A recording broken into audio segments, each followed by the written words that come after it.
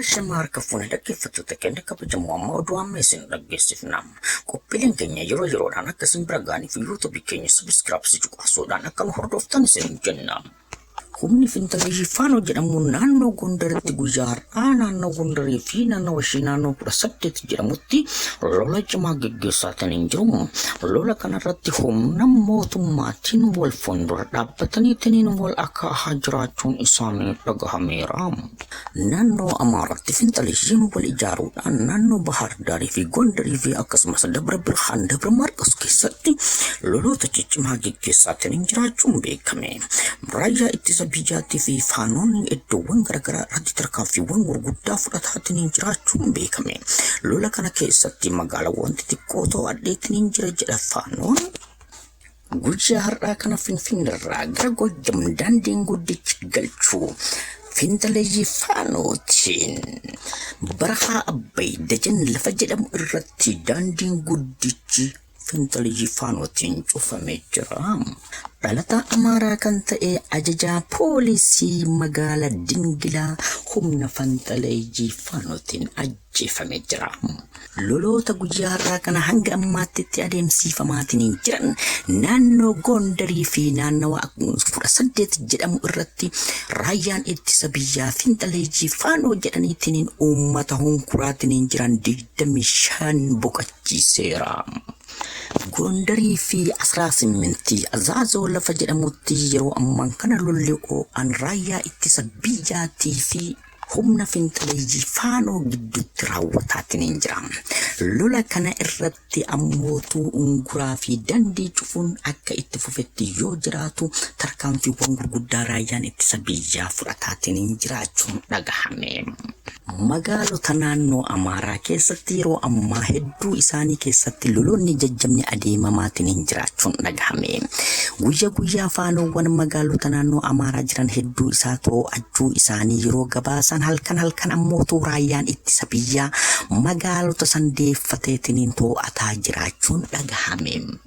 Fintalee Faanoo fi Liyyuu Haayilii Amaaraa dabalatee hedduun isaanii naannoo Amaaraa Bahar Daar Gojjamii fi Dabra Maarqos Dabra Birhaan keessatti sosochiiwwan fincilaa fi akkasumas ammootuu leenjii waraanaatii fi dhukaasota gurguddaas banaatiin jiraachuun isaanii dhagahameera. Dhaadannoon Fintalee Faanoodhaa yeroo ammaan kana Gondarii fi Bahar Daar irratti kan dhaabbataatiin jiru osoo hin taane 4 kiiloo cabsineetiin seenna jechuudhaan dhaadataa jiraachuun isaanii dhagahameetiin jira. Qabsoon isaanii ammootuu Oromummaa lafarraa balleessinaatiin fi humna 4 kiiloo jirus daaraa goona kan jedhan dhaadataa jiraachuun isaanii dhagahameera. Humni Fintalee Faanoo jedhamu Barahaa Dajan keessatti dhokateetiin achi keessatti man'ee isaa guddifataatiin jiraachuunis dhagahameetiin jira. Akkasuma ammootuu magaalota keessaallee mootummaa irratti tarkaanfii fudhataa jiraachuun dhagahameetiin jira. Mootummaa naannoo Amaaraa irratti Faanoowwan yeroo ammaan kana tarkaanfiiwwan gurguddaa fudhachaatiin jiraachuun dhagahameetiin jira. Mootummaan federaalaa ammootuu deebii kana kennuudhaaf makalaakaa raayyaa ittisa biyyaa garasitti ergaa jiraachuun dhagahameetiin jira. Yeroo ammaan kana neetworkiin naannoo Gondarii fi Bahar Daar irraa baddeetiin jiraachuun mul'ateetiin jira. Raayyaan ittisa biyyaa ibsa cimaa baaseetiin jira. Raayyaan ittisa biyyaa ibsi cimaan inni baaseetiin jedhe humna Faanoo ofiin jedhanii naannoo Amaaraa daa'effataniitiin uummata irratti tarkaanfii gurguddaa fudhataatiin jiran kana adaba itti godhuudhaaf qophaa'eetiin ol ka'ee jira jechuudhaan gabaaseera. Sochii tokko naannoo Amaaraa keessatti ta'aatiin jiru kana dhaabsisuudhaan humna guutuudhaan garas bobba'ee tarkaanfii fudhachuu eegalee jira jechuudhaan raayyaan ittisa Itoophiyaa beeksiseetiin jira.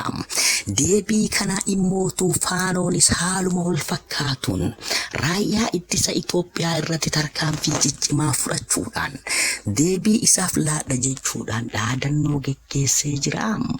Humnoonni faanoo birgeedii Minilikiin fuwaaman raayyaa ittisa biyyaa gara Amaaraa seenuu irratti tarkaanfii jajjaba fudhachuudhaan beekamuu keenya ifa goonaa jechuudhaan gabaasaatiin jiru.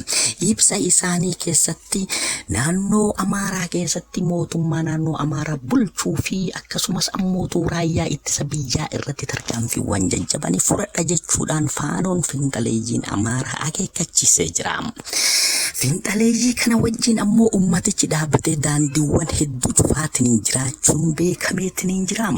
Mootummaan waan kana taa'eetiin ilaaluu hin qabu kan jedhan sabaa fi sablammoonni Itoophiyaa tarkaanfiiwwan gurguddaa yoo itti hin fudhatin finxaleeyyiin naannoo san yoo to'atteetiin jettee kashlabboonni Finfinnee keessatti hokkora cimaa waan kaasaniif sodaa kana waan qabnuuf mootummaan hatantamaan tarkaanfii irratti fudhachuu akka qabu sabaa fi sablammoonni Itoophiyaa himaniitiin jiru. Humni faanoo ofiin jedhu kun kan barahaa dajanii fi akkasumas baadiyyaa naannoo Amaaraa hunda keessatti kan argamu yoo ta'u, leenjiiwwan gurguddaa akka komaandoo fi kanneen olii ammootu Eertiraa keessatti leenji'anii garana as bobbaafamaa jiraachuun dhagahamee jira. Mootummaan Eertiraa kan duraan michuu Abiyyii kan ture yeroo ammaa ammoo faallaa mootummaa Itoophiyaa hojjetaatiin kan jiru. Faanoowwan hedduu isaa Eertiraa Asmaraa keessatti leenjisee karaa dhoksaatiin gara Itoophiyaa gara naannoo Amaaraatti ergaa jiraachuun dhagahameera. Lolichi kun haala kanaan mootummaan tarkaanfii jajjaba naannoo Amaaraa irratti finxaleeyyii kana irratti yoo kan hin fudhatin ta'u taate rakkoon guddaan uumamuudhaaf deema hogurri iddoo garagaraatti mootummaa muudachuu mala kan jedhan hayyoonni ibsaniitiin jiru. Mootummaan Itoophiyaa rakkoo kana furuudhaaf raayyaa ittisa biyyaa humna guutuudhaan garasitti ergee hatantamaan dhaabsisuu qaba jedhan hayyoonni. Icciitiin gola finxaleeyyii Amaaraa keessaa baheetiin mul'ate tokko akkas kan jedhu ibsaatiin jira. Icciitii kana kabaase miseensa mootummaa kan ta'e kan bakka bu'oota uummataa paarlaamaa kan ta'e obbo Kiristaanoo Faan kan dabarsan yeroo isaan dhoksaadhaan mari'ataatiin jiran icciitichi bahee jira. Icciitii isaan dhoksaadhaan finxaleeyyiin Amaaraa Kiristaanoo Faan miseensota paarlaamaa kan ta'an kophatti osoo isaan mari'ataatiin jiran gara miidiyaa keenyaa dhaqqabe kun akkas jedha. Icciitiin abbootii aangoo mootummaa miseensota paarlaamaa tuutaman miseensa faanoo kan ta'an harkaa bahee akkas jedha. Raayyaa Itoophiyaa kan jedhamu hin jiru gubbarraa qabeetiin hamma jalaatti milishaa ijoollee Oromoo qofa jechuudhaan icciitii kana miseensonni paarlaamaa Itoophiyaa mandhee faanoo kan ta'an kun yeroo isaan dhoksaadhaan haasayan icciiticha hatameetiin waloomaa birraa miidiyaa dhaqqabeetiin jira. Icciiticha kana karaa mana dhoksaatii fi akkasumas karaa telefoonaatii biyya alaatii fi biyya keessaa osoo waliin mari'ataatiin jiran yeroo ta'u, milishaa Oromoo qofatu biyya bulchaa jira waan ta'eef raayyaa ittisa biyyaa makalaakaa kan jedhu hin jiru waan ta'eef ariitiidhaan rukuttanii gara 4 kiiloo cabsitanii akka seentan jechuudhaan icciitichi harka keenya gaheetiin jira.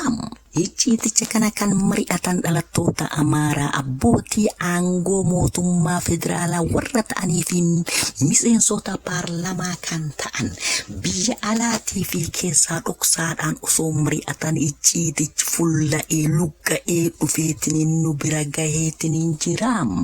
Makalaakaa kan jedhamu hin jiru raayyaa ittisa biyyaa osoo hin taane milishaa ijoollee Oromoo waan taateef dhoowwataniitiin mootummaa kana 4 kiiloo keessaa baasuu akka qabdan faanoo cinaa akka dhaabbatan jechuudhaan gabaasaniitiin jiru.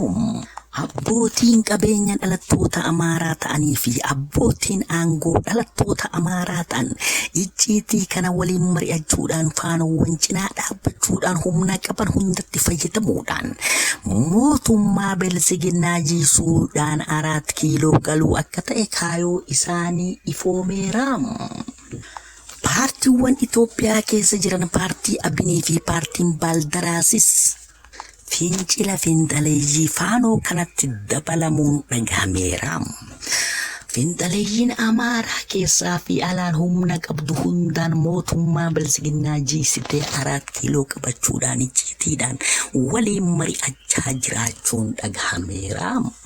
Miseensonni paarlaamaa keessa jiran hedduun isaanii dhalattoota Amaaraa kan ta'an icciitii kana waliin mari'ataatiniin akka jiran sagaleen isaanii dhoksaadhaan waraabamee nu bira gaheera.